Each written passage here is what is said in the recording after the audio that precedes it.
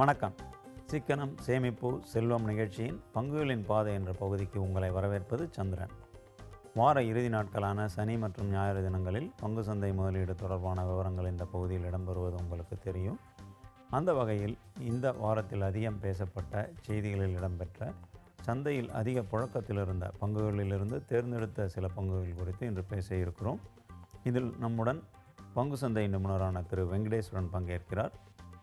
அவரை உங்கள் சார்பிலும் நமது தொலைக்காட்சி சார்பிலும் வரவேற்கிறேன். சார், வணக்கம்.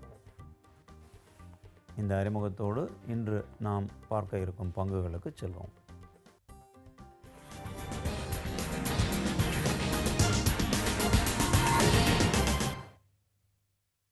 இன்றைய நிகழ்ச்சியில் முதலாவதாக நாம் அலச இருக்கும் பங்கு யூகோ வங்கி. இந்த வங்கியின் தொடக்கம், பின்னணி குறித்த தகவல்களை முதலில் பார்க்கலாம். யுனைடெட் கமர்ஷியல் பேங்க் என்ற பெயரில் 1943ஆம் ஆண்டு தொடங்கப்பட்டது இந்த வங்கி. வடகிழக்கு மாநிலங்களில் வங்கி சேவை அளிக்கும் நோக்கத்துடன் தொழிலதிபர் ஜி.டி. பிர்லா இதை தொடங்கி வைத்தார். வெள்ளையனே வெளியேறு இயக்கத்துக்கு பிறகு இது நடைமுறைக்கு வந்தது. 1969ஆம் ஆண்டில் வங்கிகள் தேசியமயமாக்கப்பட்ட பின் இந்த வங்கி யூகோ வங்கியானது. தேசியமயமான பிறகு இந்த வங்கியின் இயக்குனர் வாரியத்தில் ரிசர்வ் வங்கி மற்றும் மத்திய அரசின் பிரதிநிதிகளும் பிரபல பட்டய கணக்காளர்கள், மேலாண்மை நிபுணர்கள் என பல தரப்பினர் இடம்பெற தொடங்கினர். இந்தியாவில் சுமார் 2000 கிளைகள், 42 மண்டல அலுவலகங்கள் கொண்ட இந்த யூகோ வங்கிக்கு 370 ஏடிஎம்களும் உள்ளன. இந்தியாவில் மட்டுமின்றி ஹாங்காங் மற்றும் சிங்கப்பூரிலும் இந்த வங்கி கிளை செயல்பட்டு வருகின்றது.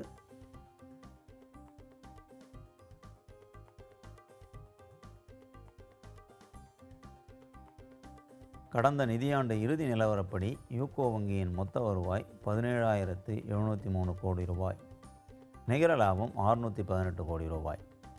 சிறுதொழில் மற்றும் விவசாய துறைகளுக்கு கடன் அளிப்பதில் கூடுதல் ஆர்வம் கொண்டுள்ளதாக யூகோ வங்கி தரப்பில் கூறப்படுகிறது. சிறுதொழில் நிறுவனங்களுக்கு அதிக கடன் வழங்கியதற்காக தேசிய விருதையும் இந்த வங்கி பெற்றுள்ளது. அடுத்து இந்த நிறுவனம் தொடர்பான நிதிநிலை விவரங்களை பார்க்கலாம். யூகோ வங்கியின் இன்றைய முகமதிப்பு 10 ரூபாய். இன்றைய நிலையில் சந்தையில் இந்த பங்கு விற்பனையாகும் விலை 64 ரூபாய் 85 காசுகள். கடைசியாக வெளியான இந்த நிறுவனத்தின் முழு ஆண்டுக்கான நிதிநிலை அறிக்கைப்படி இதன் ஒரு பங்கு லாபம், அதாவது இபிஎஸ் 8 ரூபாய் 21 காசுகள். இதே அடிப்படையில் இந்த நிறுவனத்தின் புத்தக மதிப்பு 104 ரூபாய் 43 காசு. நடப்பாண்டில் இந்த நிறுவனம் 16% டிவிடெண்ட் வழங்கியுள்ளது. இதன் இன்றைய பங்கு விலைக்கும் இதன் ஒரு பங்கு லாபத்துக்குமான விகிதம், அதாவது பிஇ 7.98. இந்திய பொதுத்துறை வங்கிகளின் இன்றைய சராசரி பிஇ 5.28. யூகோ வங்கியின் இன்றைய பிஇ இத்துறையின் சராசரி பிஇயை விட அதிகம். அதனால் அடிப்படை பகுப்பாய்வுகளின்படி இந்த பங்குகள் தற்போது விற்பனையாகும் விலை சற்றே கூடுதல் என்றும் சொல்லலாம். மறுபுறம் இந்த பங்கு விலைக்கும் தற்போதைய புத்தக மதிப்புக்குமான விகிதம் P/BV 0.62. கடந்த ஓராண்டில் இந்த பங்கு கண்ட அதிகபட்ச விலை 84 ரூபாய் 20 காசு, குறைந்தபட்ச விலை 47 ரூபாய் 20 காசு. இதுவரை இந்த பங்கு கண்ட உச்ச விலை 152 ரூபாய் 35 காசு, பாதாள விலை 14 ரூபாய் 30 காசு.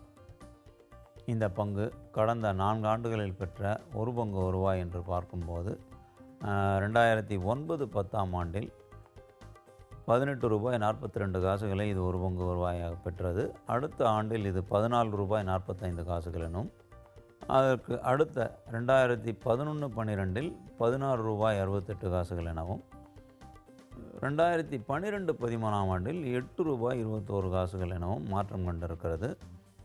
கிட்டத்தட்ட ஒரு ஏற்ற இறக்கமான சூழ்நிலையிலேயே இதன் ஒரு பங்கு வருவாய் இருப்பது இந்த புள்ளிவிவரங்களிலிருந்து தெரிகிறது. அடுத்ததாக இந்த நிறுவனத்தின் புத்தக மதிப்பு என்று பார்க்கும்போது 2009-10ஆம் ஆண்டில் இதன் புத்தக மதிப்பு 65 ரூபாய் 74 காசுகள் என்று இருந்தது. அது 2010-11இல் 82 ரூபாய் என்றும், 11-12இல் 94 ரூபாய் 72 காசுகள் என்றும், 12-13இல் 104 ரூபாய் 43 காசுகள் என்றும் ஒரு தொடர் சராசரி ஏற்றத்தை காட்டி வருகிறது. அடுத்ததாக டெவிடெண்ட். இந்த நிறுவனம் ஒரு பங்குக்கான லாபம், ஓராண்டில் பெற்ற லாபம் என்ற குறிப்பிடப்படும் டெவிடெண்ட் வழங்கியதை பொறுத்து பார்க்கும்போது 2009-10 ஆண்டில் 15% டிவிடெண்டையும் அதற்கு அடுத்த ஆண்டில் 30% டிவிடெண்டையும் வழங்கியது. 11-12 ஆண்டிலும் அதே 30% டிவிடெண்ட் வழங்கியிருந்தாலும் இப்போது 12-13 அது சற்று இறக்கம் கொண்டிருக்கிறது. 16% டிவிடெண்டைத்தான் வழங்க முடிந்திருக்கிறது. அடுத்ததாக இந்த நிறுவனம் இதுவரையில் இலவச பங்கு, உரிமை பங்கு என எதையும் வழங்கவில்லை. அதேபோல பங்கு பிரிப்பு நடவடிக்கையிலும் இதுவரையில் ஈடுபடவில்லை. அடுத்ததாக இந்த யூகோ வங்கியை இதன் சக வங்கிகள் என்று குறிப்பிடத்தக்க பொதுத்துறை நிறுவன வங்கிகளான இந்தியன் வங்கி மற்றும் இந்தியன் ஓவர்சீஸ் வங்கி என்ற இரு வங்கிகளுடன் ஒப்பிட்டு பல்வேறு நிதி தொடர்பான தகவல்கள் உங்களுக்கு திரையில் காட்டப்படுகின்றன. அவற்றை நீங்கள் பார்க்கலாம். சார், இந்த மெயின் டைம் நம்ம இந்த யூகோ வங்கியோட ஸ்வாட் அனாலிசிஸ் பார்க்கலாம். இன்றைய சூழ்நிலையில் யூகோ வங்கியோட ஸ்ட்ரென்த் அப்படின்னு நீங்கள் எதை நம்புகிறீங்க? வீக்னஸ்ன்னு எதை குறிப்பிடுவீங்க? யூகோ வங்கி அந்த பப்ளிக் செக்டர் பேங்க்ஸில் வந்து ஒரு பழமையான வங்கி, அது ஒரு ஸ்ட்ரென்த்து. அதோட குறிப்பான ஸ்ட்ரென்த்துன்னு பார்த்தாக்க 2000 பிரான்ச்சஸ்க்கு மேலே இருக்குது. பட் ஹாங்காங் அண்ட் சிங்கப்பூரில் வந்து பிரான்ச்சஸ் இருக்குது. ஸோ அவங்க வந்து அந்த ஃபாரின் எக்ஸ்சேஞ்ச் அந்த இதுலேயும் வந்து அவங்க வந்து ரொம்ப வலுவான நிலையில் இருக்காங்க. ஸோ மற்ற பப்ளிக் செக்டார் பேங்க்கோட ஒப்பிட்டு பார்க்கும்போது இதை வந்து அவங்களுக்கு ஒரு ஸ்ட்ரென்த்தாக சொல்லலாம். வீக்னஸ் அப்படி என்று பார்த்தால் எல்லா பப்ளிக் செக்டார் பேங்க்ஸுக்கும் இருக்கிற பொதுவான வீக்னஸ் வந்து இவங்களுக்கும் இருக்குது. அதாவது வாராக்கடன், நான் பர்ஃபார்மிங் அசட்ஸ் அளவு வந்து சதவிகிதம் அதிகமாக காணப்படுகிறது. இது ஒரு பெரிய வீக்னஸ். பட் இந்த பப்ளிக் செக்டார் பேங்க்குள்ளேயே இந்த யூகோ பேங்க்கு தனிப்பட்ட வீக்னஸ் அப்படி என்று பார்த்தால் ரீட்டெயில் பேங்கிங்கில் வந்து ஒரு பெனட்ரேஷன் வந்து அவ்வளவாக தெரியவில்லை. அதே மாதிரி இன்டர்நெட் பேங்கிங்கிலும் வந்து அவங்க வந்து அதிக அளவுக்கு வந்து முன்னேற்றம் காண்பிக்கவில்லை.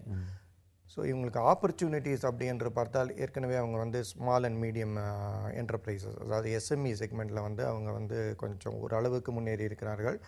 அதே இதில் வந்து செக்மெண்ட்டில் வந்து அவங்க இன்னும் நிறைய ஆப்பர்ச்சுனிட்டிஸ் இருக்குது. அதே மாதிரி ரூரல் பேங்கிங்கில் வந்து அவங்களை எக்ஸ்பேண்ட் பண்ணி ரூரல் இதில் இந்தியாவில் வந்து அவங்க எக்ஸ்பேண்ட் பண்ணி போகிறதுக்கு நிறைய ஆப்பர்ச்சுனிட்டிஸ் இருக்குது.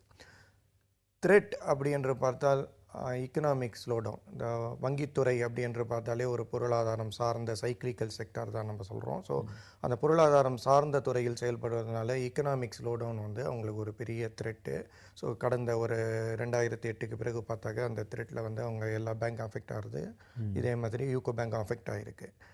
பொதுவாக இன்னொன்று ஒன்று பார்த்தா காம்படிஷன் ஃப்ரம் இந்த ப்ரைவேட் செக்டார் விட்டுருங்க, பப்ளிக் செக்டார் பேங்க்ஸ்லேயே காம்படிஷன் வந்து அதிகமாக ஆகிக்கொண்டிருக்கிற நிலையில் யூகோ வங்கி வந்து அந்த காம்படிஷனில் கொஞ்சம் பின்தங்கி இருக்கிறது. ஸோ அதே மாதிரி பேங்கிங் நார்ம்ஸ் வந்து ஸ்ட்ரிஞ்சன்ட் ஆகிட்டே இருக்குது. இப்போ பேசல் 3 நார்ம்ஸ் வரப்போகிறது.